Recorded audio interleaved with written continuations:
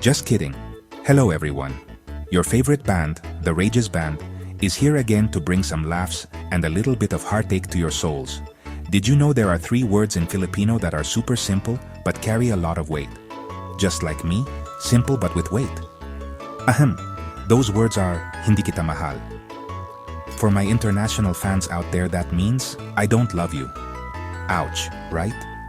It's like getting slapped by a truth that hurts more than your mom's slap when she caught you coming home at 3 in the morning. But wait, let's not get all emotional yet. This isn't a drama anthology.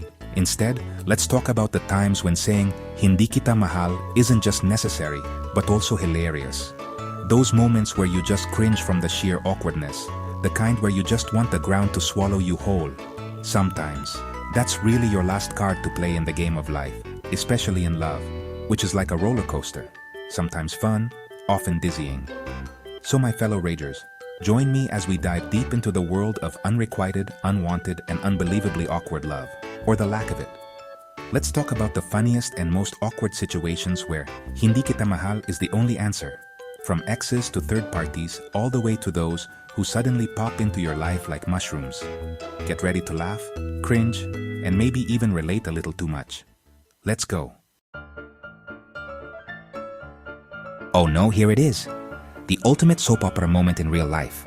Picture this. You're at the mall, feeling fresh, buying your favorite milk tea. Suddenly, out of nowhere, you run into someone. Who? Your ex. But wait, there's more. They're with someone new. The new person will look at you from head to toe, as if sizing up what kind of species you are. Then your ex will smile like a dog and ask, "Hey, how are you? Are you okay?" With hopeful eyes, as if asking if you're still affected. Oh my goodness. What will you answer? I'm fine. Hope you are too? No. This is where the magic words come in. In your mind, you want to scream, "Hey, what do you think? I'm going to cry in front of you. Throw a fit? Roll on the floor." But of course, you have to be classy. You look at your ex, then at the new one. Give them your most dazzling, pageant-winning smile, and just think, "I don't love you." You don't have to say it out loud. Just your look, your aura that says, "I'm so over you." That's it. That's acting like you won the lottery, and they're the ticket you already threw away. It's the silent, most powerful comeback. The best revenge is looking happy, and the best line is the one you don't even have to say. Oh my goodness! This is the next level of being single. Being a certified third wheel on your ex's date. How did that happen? I don't know either. Maybe you got cornered into a group hang that suddenly turned into a couple's night. And there you are, sitting between your ex and their new partner, while they're being all lovey-dovey, feeding each other, and whispering sweet nothings that they used to say to you. And you? What are you doing? Pretending to be busy on your phone as if you're texting someone important or maybe talking to your glass of water. "Hey glass, how are you? Still cold?" It's tough, right? You're like an extra in your own sequel. You're just there for decoration, moral support, or maybe a chaperone. With every laugh they share, with every hand they hold, it's like a knife cutting through the air from the sheer awkwardness. You want to leave, but you don't want to be rude. You want to speak, but what will you say? "Excuse me, can you please not flirt in front of my salad?" In these situations, you just have to look at your ex, smile politely, and mentally scream, "I don't love you, and I certainly don't love this situation." You know that song? One day, you'll find someone new, but I'll be singing, "I wish I had that." Just kidding. Here's the scene. You just broke up like yesterday, and now you see on social media, they already have someone new. The caption, "Found my forever." Forever? Girl, your forever is as fast as free Wi-Fi in a coffee shop. It disappears quickly. Annoying, right? It's like they didn't even observe a 1-week mourning period. It's like they just changed clothes that fast. And you'll think, was I that easy to replace? Don't worry, friend, calm down. That's not love, that's a rebound. It's like a band-aid on a wound that hasn't healed yet. A quick fix, a distraction. And you know the truth? You're still on their mind. They're just using the new person to prove to themselves and the world that they're okay. So when you see them together and they seem super in love, don't let it get to you. Instead, you look at them, flip your hair, and whisper to yourself the ultimate truth serum. I don't love you. And deep inside, you know you don't love them either. That's real talk, my friends. Oh goodness. Now we're in the complicated chapter. Adultery. You caught them in the act. You have evidence, receipts, video, complete with a background music from a cheating TV series. Then, what will they say? Sorry, my love, it was a mistake. It won't happen again. Forgive me. Mistake. A mistake is the wrong answer on an exam, wearing mismatched socks, but repeatedly making the same mistake with another person? That's not a mistake. That's a choice. That's a lifestyle. And then they'll act all affected, kneel, cry, beg. Give me one more chance. You're the one I love. At this point, you want to ask them, where? Where in your body is that love hidden? And why did you seem to misplace it in another house? This is not the time for a soft heart. This is the time for tough love, or rather no love at all. You look them straight in the eye with all the strength you can muster, and you deliver the verdict. I don't love you. Period. No more chances. Case closed. Nangaliwa. It sounds beautiful, doesn't it? Like the name of an exotic flower. Oh, your plant is so pretty. What's it called? Oh, that's Nangaliwa. Be careful, it's poisonous. Because that's the truth. It's the Filipino term for cheating, for straying from the path. The kind where they said they had overtime at the office, but the overtime was actually over at a different time zone with someone else. The kind where they said it was boys' night out, but there was a girl with them who wasn't part of the boys. The painful thing about cheating is the lying, the hiding, the excuses that are more numerous than snakes in the jungle. They build a world of lies, and they expect you to live in it. When you find out the truth, everything crumbles. And when they still try to deny it, that's not true. They're just bad-mouthing me to you. What will you do? Show them the receipt, my friend. And as they look at it, you deliver the final blow, the ultimate truth, the phrase that ends it all. I don't care anymore. I don't love you. Monogamy. One partner at a time. Simple concept, right? But for some, it seems so hard to understand, like advanced calculus. They're the people with a fear of missing out, or FOMO in love. They want you to be exclusive, but their heart is like public Wi-Fi. Open for all, anyone can connect. They're the ones who will tell you, I love you, and then later, they're saying, I love you too, to someone else. You thought it was just the two of you, but it turns out, they're also you to others. You're just chapter 1, but there are chapter 2 and 3 in other books. When you catch this kind of person, the one who can't be content with just one, what will you do? Will you fight for them? Will you compete? No, no, no. You are not a contestant in a game show called Who Wants to Be My One and Only? You are the prize, and a prize shouldn't be fought over. So you let them go. Let them explore, collect I love yous like Pokemon. And as they walk away, you wave goodbye and say, enjoy your collection, but sorry, I don't love you. You deserve someone who knows what monogamy truly means.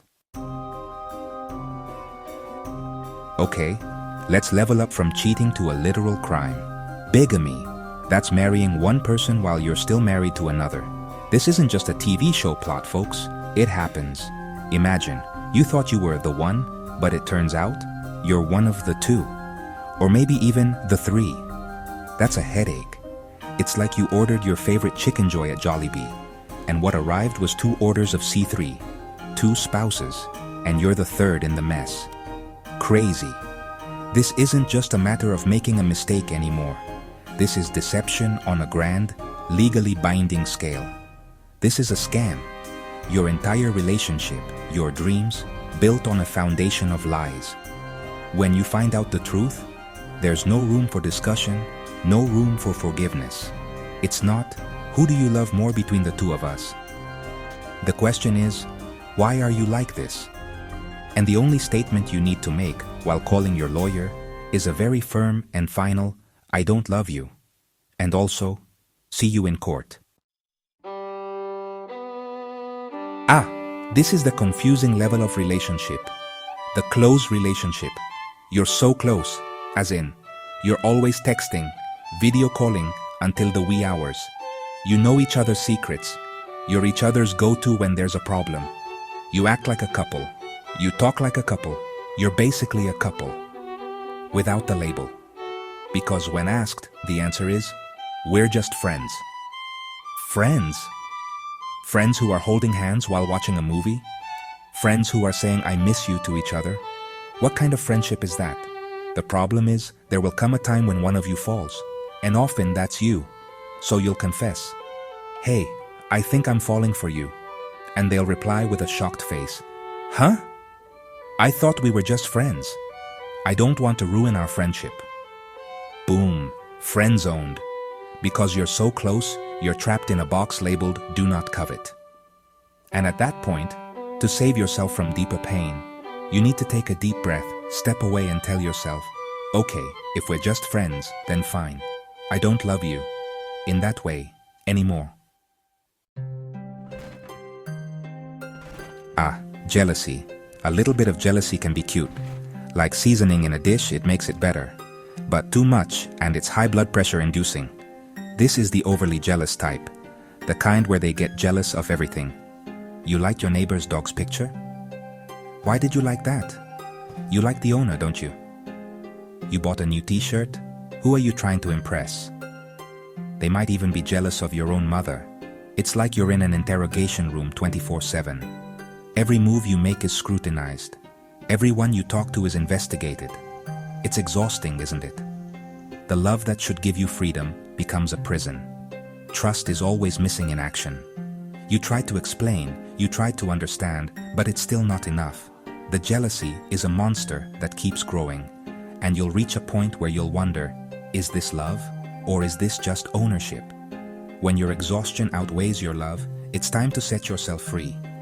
And the key to freedom? Saying, I'm tired, I don't love you, enough to live like this. Last but not least, the uninvited guests. These are the people who suddenly appear in your life like gatecrashers at a party. It could be the ex who suddenly reappeared after 5 years of silence, suddenly texting, hey, you up? At 2 a.m.